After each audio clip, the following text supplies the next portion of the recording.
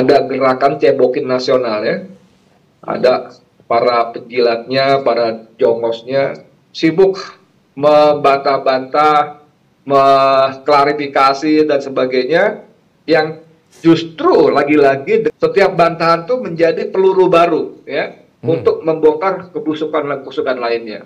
Saya mendengar betul-betul membuat istana kalang kabut.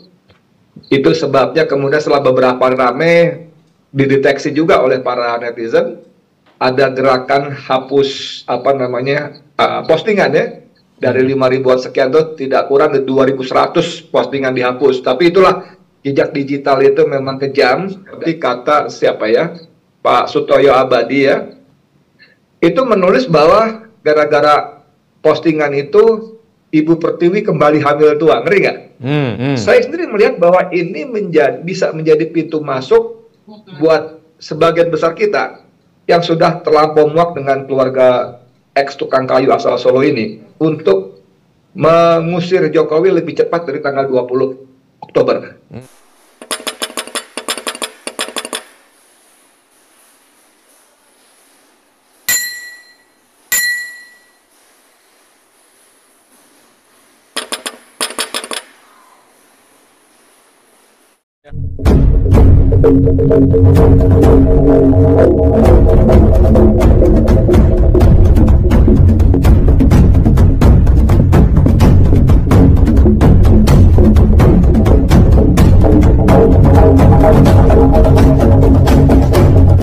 Terima kasih. Assalamualaikum warahmatullahi wabarakatuh. Waalaikumsalam warahmatullahi wabarakatuh. Alhamdulillah walladzi arsala rasulahu bil huda wa dinil haqq liyudhhirahu 'ala dini kullih walau karihal musyrikun.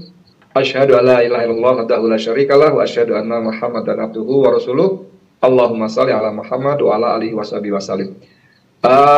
Bung Mujianto yang keren.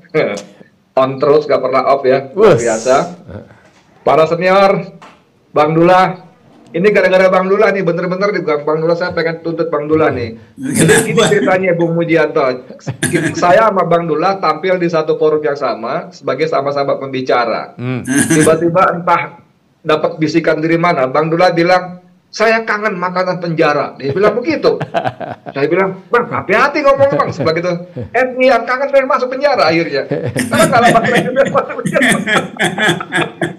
bahaya nih. Lidahnya Bang Dullah bahaya nih. Masya Allah. Gitu ya. Ustadz Ismail Yusanto, sehat ya Ustadz ya? Bung Chandra, semuanya ya. Mudah-mudahan seperti kata Mujianto tadi, tetap semangat, tetap taat. Insyaallah, amin. Jadi amin. Tadi pertanyaannya bagus sekali ya. Seandainya kita tidak flexing ya, pamer kemewahan dengan mengambil gambar sayap pesawatnya, barangkali kita nggak bercerita sekarang ini. Dan qadarullah, saya rasa ini adalah bagian dari rencana Allah. Allah dengan caranya membuka satu persatu borok kebusukan, kebobrokan keluarga ini kepada publik justru lewat tangan yang bersangkutan, ya, anak-anaknya, menantunya. Kan seperti kita tahu ceritanya, netizen ini kalau kita baca Quran Shadaqallahul Azim, maha benar Allah dengan segala firman-Nya, lalu diplesetkan maha benar netizen dengan segala postingan, ya kan begitu kan. Tentu berlebihan, tapi ini menarik sekali ya. Saya sebagai wartawan juga harus takluk ampun-ampun kalau lawan investigasinya para private detective ini ya, private jet ya, luar biasa. Nah, kemudian dengan izin Allah diketahui itu bukan jendela pesawat biasa dan sebagainya, bla bla bla bla, kita tahu ya. Jadi menariknya adalah saya ingin langsung loncat ke masalah yang berkembang belakangan ini, bagaimana hal ini membuat panik, apalagi kemudian ternyata bergeser lagi dengan kepiawaian para netizen itu, terbongkar satu akun Kaskus ya, milik yang diduga sangat kuat milik Gibran, dan isinya sungguh-sungguh sangat mengerikan. Ya kan, menghina orang, melecehkan orang, menghina partai dan sebagainya ya. Prabowo, saya kebayangin ya, mereka berpasangan jadi capres dan cawapres, tapi ternyata 5-10 tahun yang lalu bocil nggak punya adab ini menghina-hina seperti itu ya.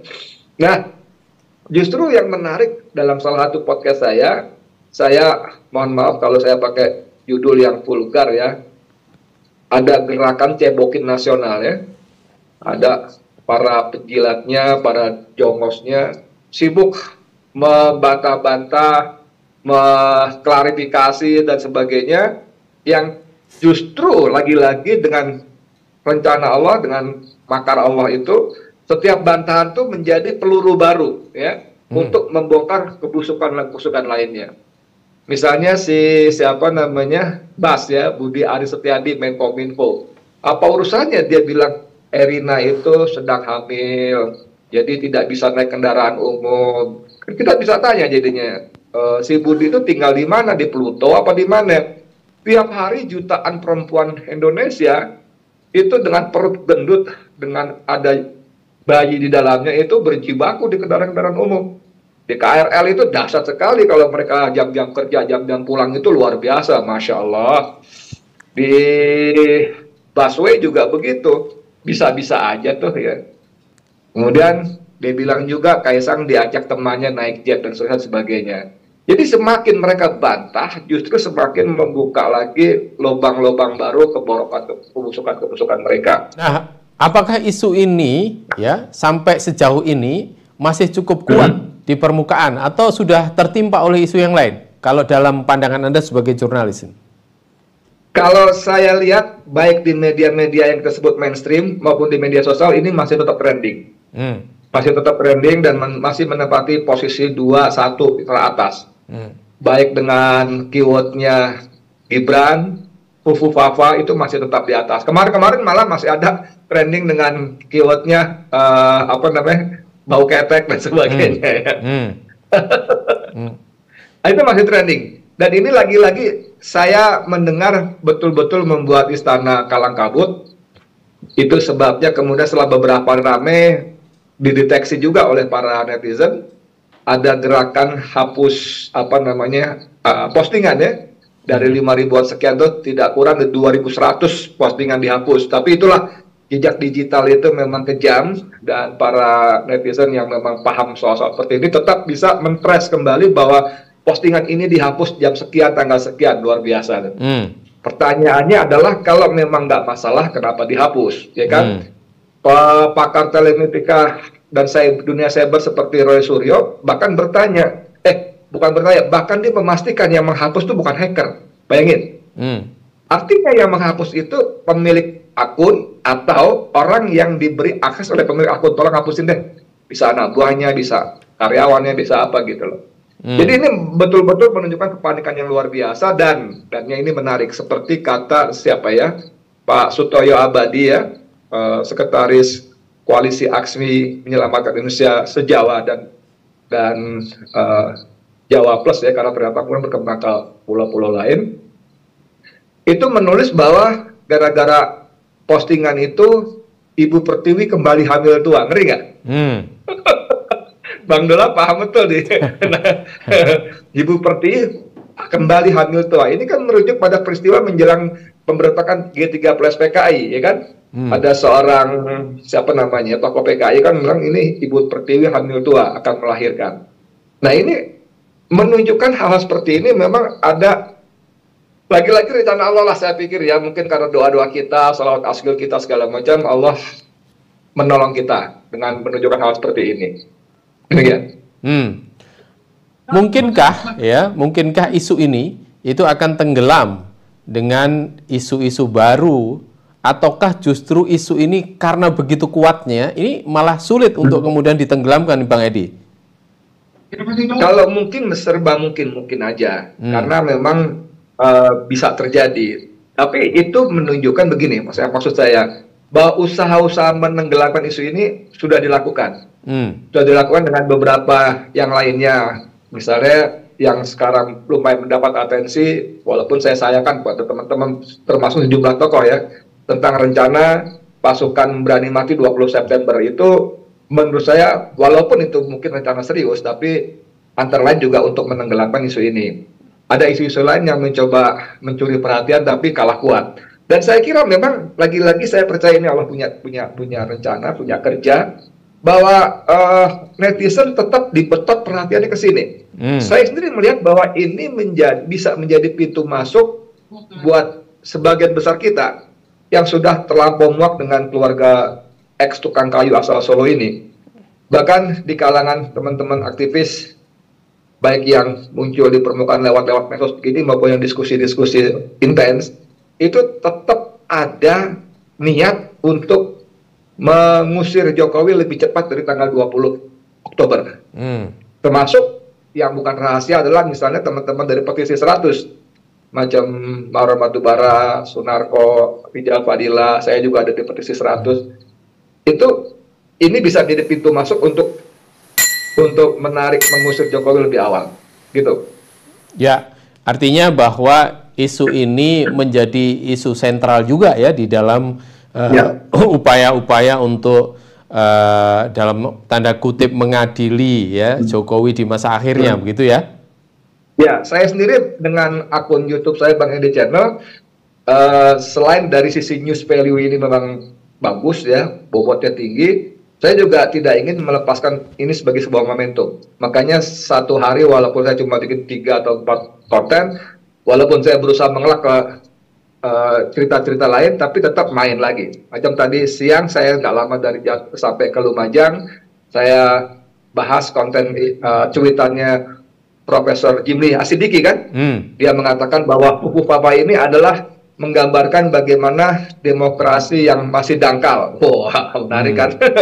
Kemudian kampungan, kemudian menyerang pribadi, black campaign, dan dia akhirnya menutup postingan singkatnya itu dengan meminta rakyat melupakan karena itu peristiwanya, kalaupun benar orangnya, maksudnya Gibran, itu terjadi pada Pilpres 10 tahun yang lalu. Jadi lupakanlah dan jangan menyerang pribadi.